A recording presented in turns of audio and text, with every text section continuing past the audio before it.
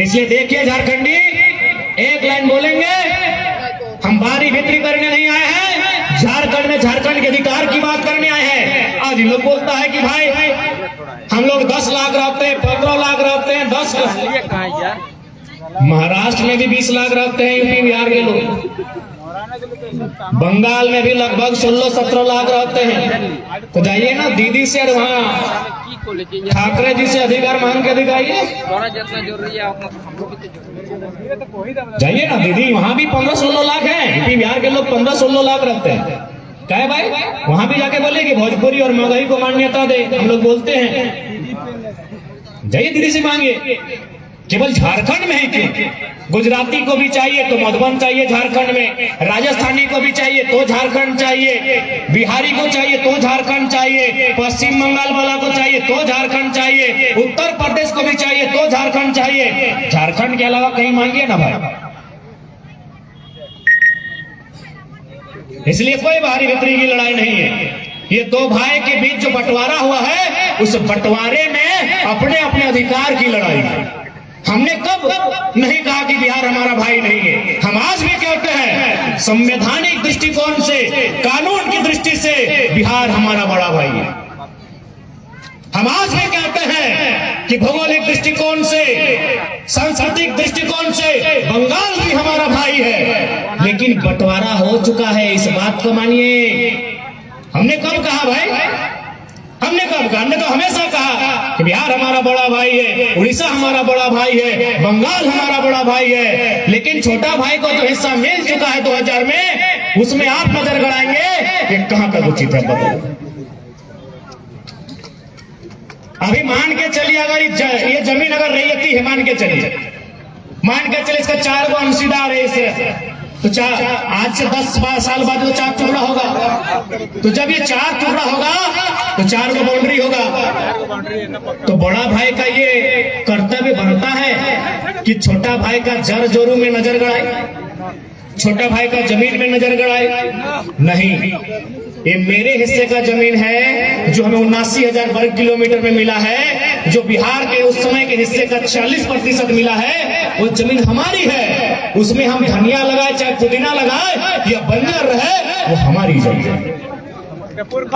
हमार आज 2024 के चुनाव में कहीं ना कहीं मर्यादा पुरुषोत्तम श्री रामचंद्र जी चर्चा में रहेंगे, पक्ष विपक्ष की पार्टियां उनके नाम की चर्चा करेगी। तो मैं एक संदेश उनका चर्चा करते हुए, मर्यादा पुरुषोत्तम की चर्चा करते हुए एक लाइन कहूंगा कि मर्यादा पुरुषोत्तम रामचंद्र वह मुगल के काल का था, 1528 का था। उसका समाधान कब हुआ? आज संवैधानिक राष्ट्र में, आज कानूनी मान्यता प्राप्त राष्ट्र में। कहां से हुआ? सुप्रीम कोर्ट के जजमेंट से हुआ।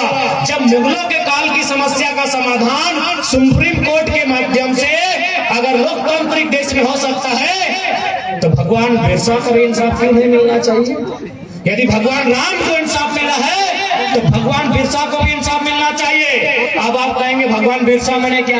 अरे सिंपल, भगवान बिरसा यानी छोटा नागपुर टेनेंसी है। भगवान बिरसा मतलब क्या?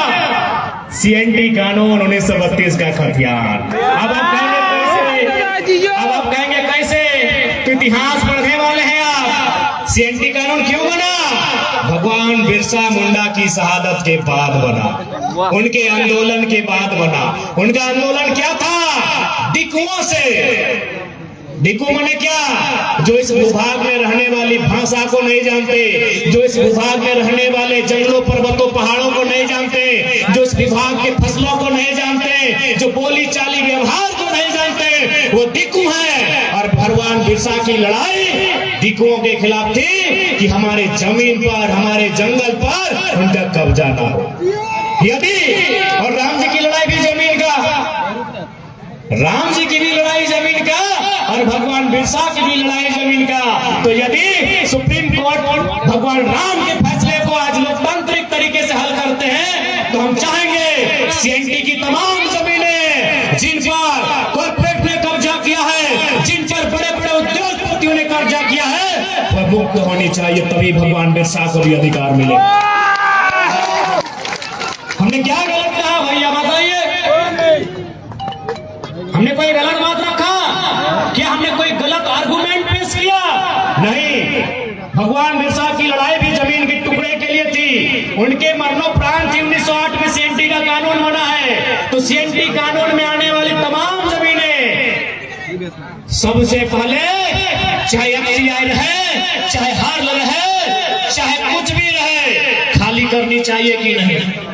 अरे हम थोड़ी कह रहे हैं भैया, ये तो भारत का संविधान भी कहता है, अनुसूची 9 कहता है कि एक आदिवासी का जमीन आदिवासी नहीं खरीद सकता है, एक दलित का जमीन गैर दलित नहीं खरीद सकता, सॉरी, एक आदिवासी का जमीन गैर आदिवासी नहीं खरीद सकता है, एक दलित का जमीन एक गैर दलित नहीं खरीद सकता है, एक पिछड़ा का जमीन गैर पिछड़ा नहीं खरीद सकता है। तियारा, बलिया, छपरा, दरभंगा वाला कैसे कर दो?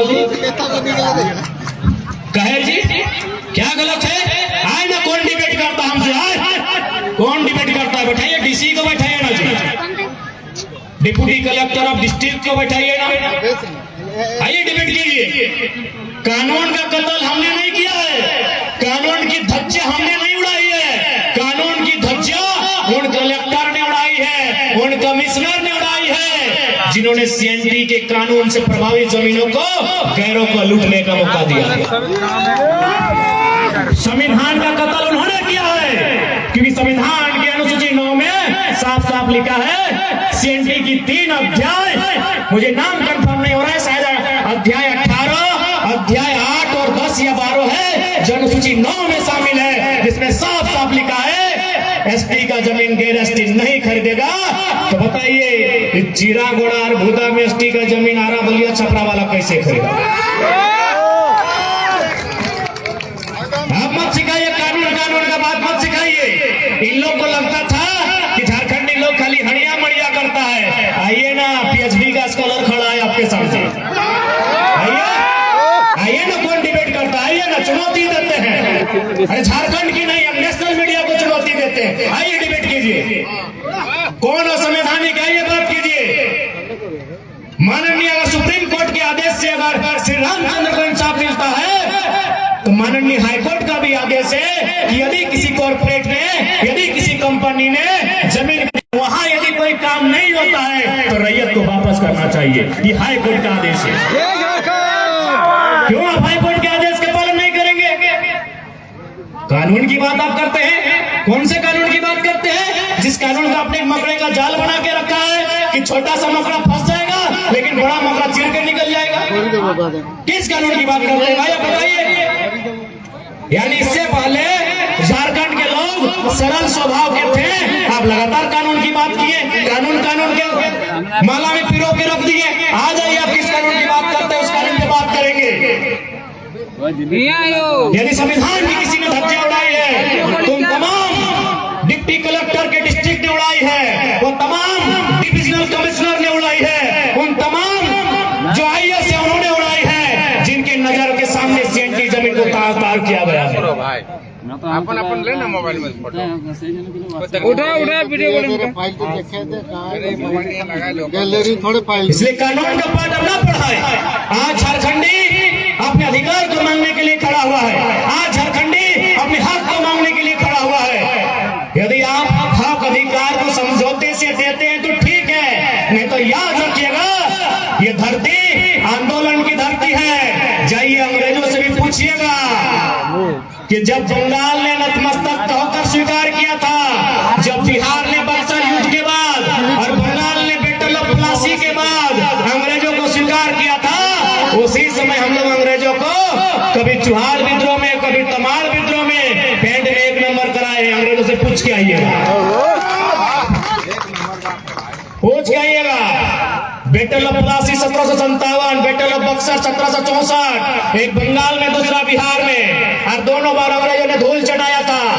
वहां के राजा रजवाड़ों ने अंग्रेजों को स्वीकार कर लिया था कि आप भी हमारे माए बाप हैं। लेकिन जैसे वह 1769 में एक ढालभूम पहुंचते हैं जो झारखंड का हिस्सा है, रघुनाथ महतो के नेतृत्व में अंग्रेजों को बाप करवाया जाता है।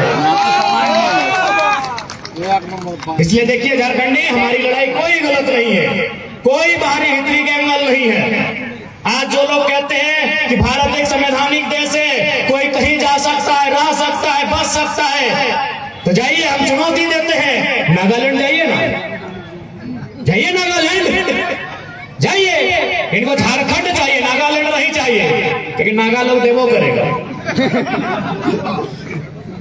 नागालैंड जो भारतीय संविधान 371A में जिसको एक स्पेशल राज्य का दर्जा देते हुए लिखा गया है, एकदम साफ साफ लिखा है कि नागाओं की प्रथाओं को चुनौती संसद भी नहीं दे सकती है। यानी जहां देश का प्रधानमंत्री बैठता हो, जहां देश का सर्वोच्च रहनुमा राष्ट्रपति बैठते हो, वो भी चुनौती नहीं देगा नागालैंड को। यदि नागालैंड को चुनौती देना है तो नागालैंड की विधानसभा से पूछना होगा, परमिशन लेना होगा। ये है नागाओं का कानून। आप संविधान की बात करते हैं, कहे नागालैंड अलग देश में है क्या? इसी देश में है। 371 को पढ़िए, इसी देश में लिखा है।